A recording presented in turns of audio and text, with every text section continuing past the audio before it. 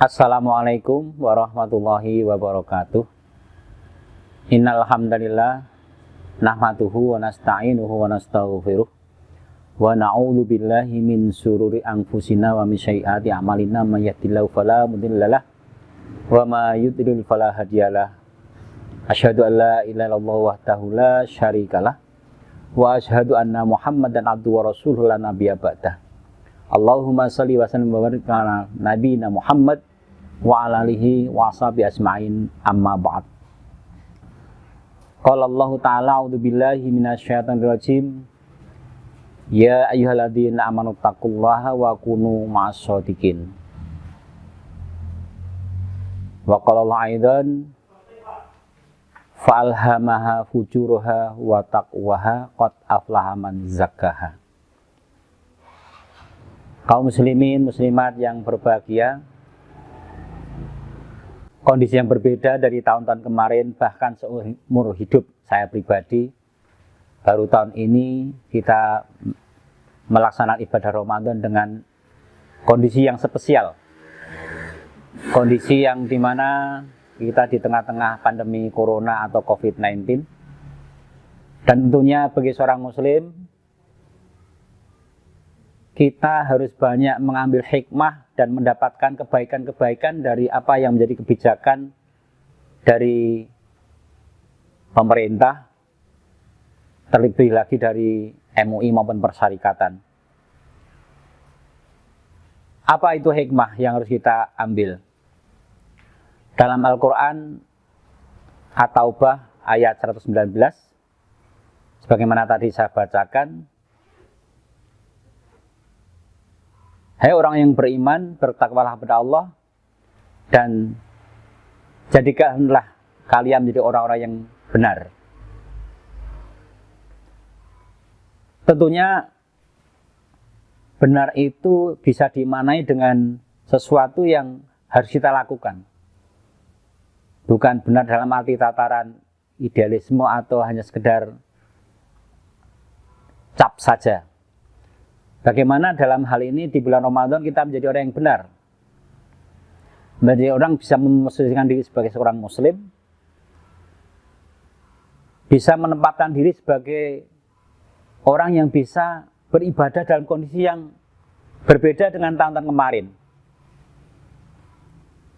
Tahun ini yang kita ambil positifnya saja, bahwa kita sekarang dianjurkan bahkan mendapat himbauan banyak di rumah, baik pekerjaan, kesibukan, dan sebagainya, harus banyak dilakukan di rumah.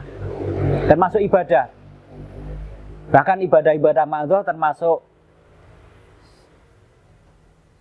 sholat 5 waktu, sholat tarawih, bahkan himbauan dari persyarikatan bahwa kita dianjurkan untuk tidak melaksanakan sholat Idul Fitri di tanah lapang.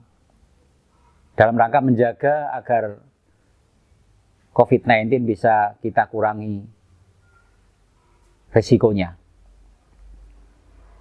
Kebaikan-kebaikan yang kita ambil adalah kita sekarang banyak di rumah.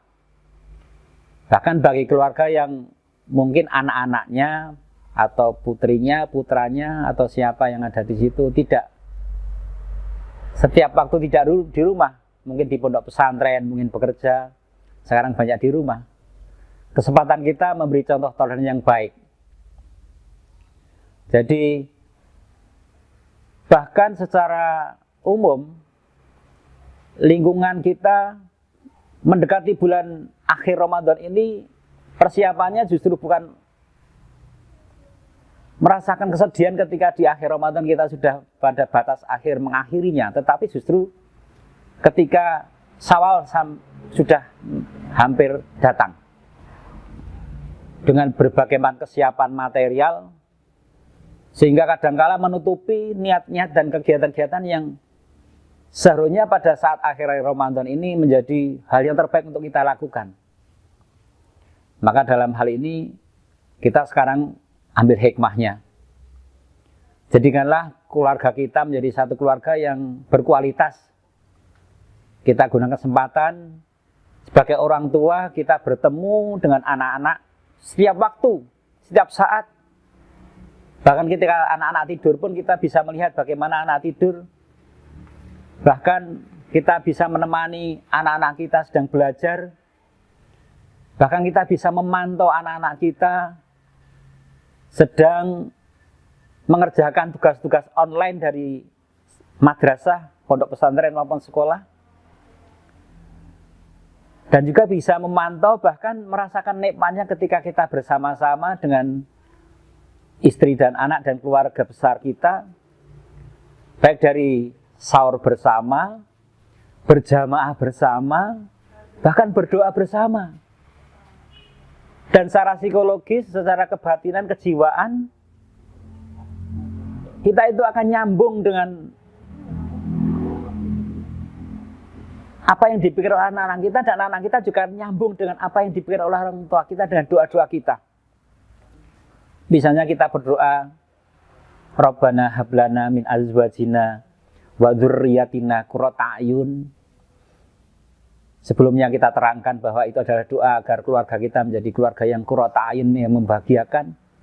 Anak mengamini, secara otomatis anak akan sadar bahwa dia akan menjadi anak yang soleh ketika orang tuanya juga berdoa kepada Allah agar keluarga atau anak-anaknya menjadi anak yang soleh atau solihah. Ketika kita berdoa, misalnya ada keluarga kita yang sakit, sebelumnya kita menyampaikan pada anak kita akan mendoakan keluarga kita yang sakit, kemudian kita mendoakan Allahumma rabbana si adibasa isyuan tasyafi. Anak memahami ternyata orang tuaku juga mendoakan orang lain, sehingga muncul nilai-nilai sosial yang sekarang ini anak-anak milenial itu dengan media sosial justru menjauhkan nilai-nilai sosial dari anak yang sesungguhnya. Dia kering dari nilai kemasyarakatan, hubungan kekerabatan, dan lain sebagainya. Dengan doa-doa itu anak akan sampai pada nilai kejiwaan. Setelah itu barangkali kita memantau anak kita, bersama anak kita ngaji. Sampai hari ini, nak, kamu sudah juz berapa? Kamu sudah baca hafalan berapa juz, berapa ayat, berapa surat? Bahkan tidak perlu malu ketika kita membaca Quran, anak suruh menyimak. Siapa tahu kita ada yang salah. Barangkali anak kita dari sudah hafid Quran 1 juz, 2 juz, 3 juz, 4 juz, bahkan sudah hafal beberapa hadis-hadis yang harus dipahami oleh kita semuanya, sementara kita dihafal, anak lebih tahu. Maka itulah komunikasi yang positif. Di bulan yang penuh barokah dan penuh rahmah ini, kita tidak kehilangan momentum untuk mencari kebaikan-kebaikan.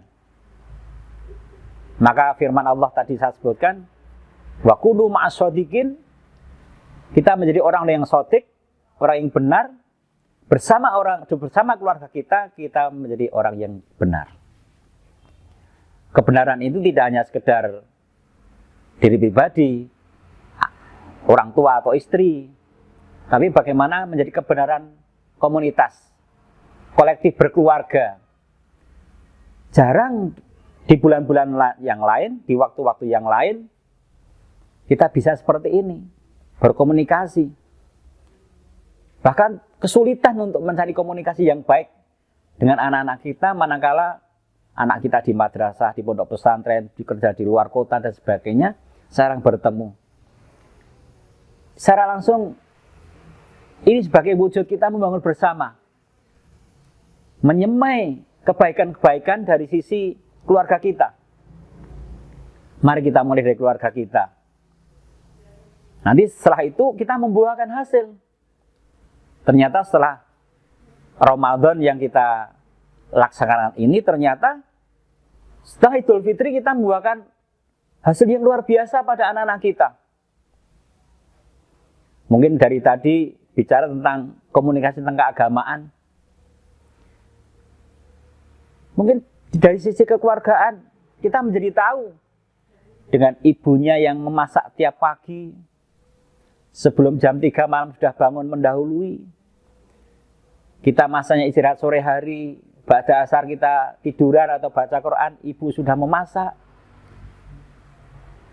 Dan ternyata akhirnya anak bisa memahami bagaimana fungsi orang tuanya. Ternyata orang tuanya, ayahnya, meskipun di rumah juga mengerjakan pekerjaan-pekerjaan kantor, pekerjaan-pekerjaan di tempat pekerjaannya, ternyata juga komunikasi itu menjadikan anak itu paham dengan orang tuanya. Dan orang tuanya juga semakin paham dengan watak anaknya yang mungkin beberapa waktu tidak bertemu. Sehingga nantinya diharapkan pada bulan Idul Fitri dan pada waktu-waktu berikutnya terjadi perubahan. Ternyata Ramadan 1441 Hijriah ini punya hikmah yang luar biasa. Musibah yang sedang menempa pada wilayah kita ternyata bisa kita ambil hikmahnya. Jangan sampai peringatan Allah dalam Al-Quran pada surat yang lain, tadi sudah saya sampaikan, yaitu Quran surat Asy-Syams ayat 9. Fa'almaha fujurha wa taqwaha. Allah memberikan ilham, Allah memberikan kesempatan mau berbuat fujur, bengkok, atau takwa. Qad aflaha man zakkaha. Maka beruntunglah orang yang mensucikan atau menjaga ketakwaannya. Nah, maka setelah bulan Ramadan kita bisa memahami bersama-sama dengan keluarga kita, dengan anak istri kita. Bahkan kalau bisa nanti antara keluarga yang lain bisa berkomunikasi untuk kebaikan kita menjelang Idul Fitri, bahkan setelah Idul Fitri kita bisa menjaga ketakwaan bersama-sama. Dan dari situlah ayat Allah memfirmankan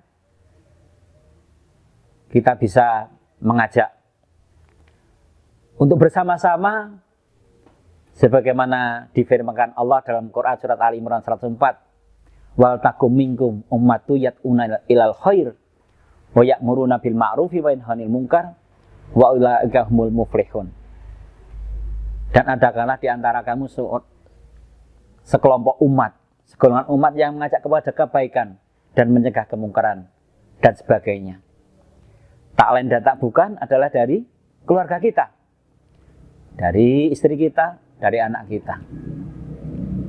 Sehingga nantinya benar-benar terwujud apa yang menjadi kehendak Allah. Kata Allah, ku anfusakum wa ahlikum naro, dimulai dari kita, dari keluarga kita, dari anak istri kita, menjaga agar kita terbebas dari siksaan neraka, dan kita benar-benar pada jalan yang benar, yaitu menjaga ketaatan kepada Allah Subhanahu wa Ta'ala. Tentunya contoh-contoh tauladan itu harus kita jaga sebaik-baiknya, termasuk perilaku kita, termasuk ucapan-ucapan kita, dan contoh-contoh yang penting kita lakukan agar anak-anak kita, lingkungan kita terjaga dari hal yang tidak baik dan benar-benar menjadi anak yang bisa meneruskan apa yang menjadi keinginan orang tua di antara kita. Siapa sih yang tidak mengharap orang tua kita akan lebih baik? Tentunya orang tetap mengharap agar anak-anaknya akan lebih baik daripada kita.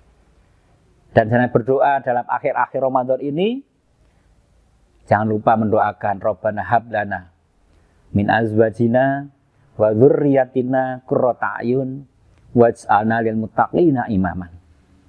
Agar keluarga kita ini benar-benar menjadi keluarga yang baik, keluarga yang terwujud, yaitu keluarga yang sakinah, mawaddah warahmah, yang nantinya benar-benar sebagaimana kata di firman Allah, kita menjadi golongan orang yang benar, dan sebagaimana firman Allah juga, qad aflaha man zakkaha. Kita menjadi orang yang beruntung karena kita menjaga kesucian dan kebaikan kita. Semoga apa yang saya sampaikan benar-benar bermanfaat bagi saya pribadi dan bagi pendengar semuanya, bagi Anda semuanya, dan kurang lebihnya mohon maaf. Kita akhiri wabillahi taufiq wal hidayah. Nun wal qalami wa masturun. Assalamualaikum warahmatullahi wabarakatuh.